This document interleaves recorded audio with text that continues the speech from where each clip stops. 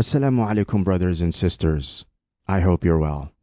Do you know what just happened recently? A whole nation, as well as a leading apparel company, got scared and intimidated by the courage of a woman. Yes, that's true. A woman with no background as either a fighter or army personnel was able to shake off the morale and mighty strength of a nation that is equipped with the highest military intelligence, as well as state-of-the-art military equipment. The woman is none other than Bella Hadid, and the nation that got a nervous breakdown by seeing her face as a model for the Adidas company is, of course, none other than Israel. So what is the whole controversy circling around Adidas, Israel, and Bella Hadid? Adidas has dropped Bella Hadid from their ad campaign after facing backlash from Israeli citizens and supporters. Adidas had earlier chosen Bella Hadid as their face model for their most recent shoe campaign. The campaign was for the retro SL72 shoe, inspired by a design from the 1972 event. In 1972, Israeli athletes were the victims of a brutal attack by a Palestinian militant group,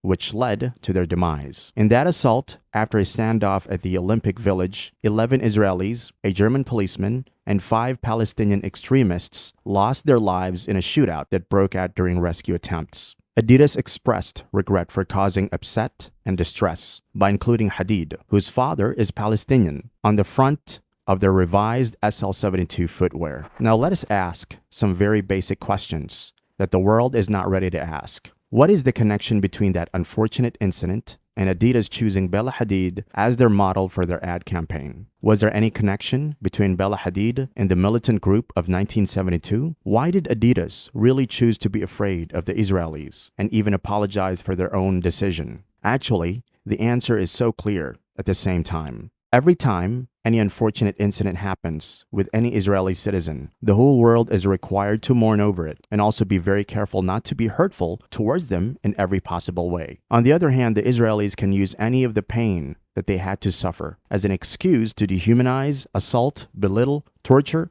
and inflict 1,000 times greater pain and suffering on the Palestinians that they had to suffer. And everyone should not dare speak a word against their actions. There is no connection whatsoever between Bella Hadid and the unfortunate incident of 1972, except for one, and that is that she has Palestinian roots and that she has advocates for the lives of Palestinians. It's also disheartening to learn that even big, successful, billion-dollar companies like Adidas are afraid of not letting Israelis get upset and disappointed by any of their decisions. It wouldn't be wrong if one said that even the big and successful corporations are kneeling down before Israelis. But at the same time, it is also a shameful incident for the whole Israel nation and the Israeli supporters, as they have so much support from all over the world, be it the US, the UK, and the EU, and also from all the sold-out media houses. Yet they got nightmares and chills down their spines after they saw the courage on the face of just a Palestinian girl.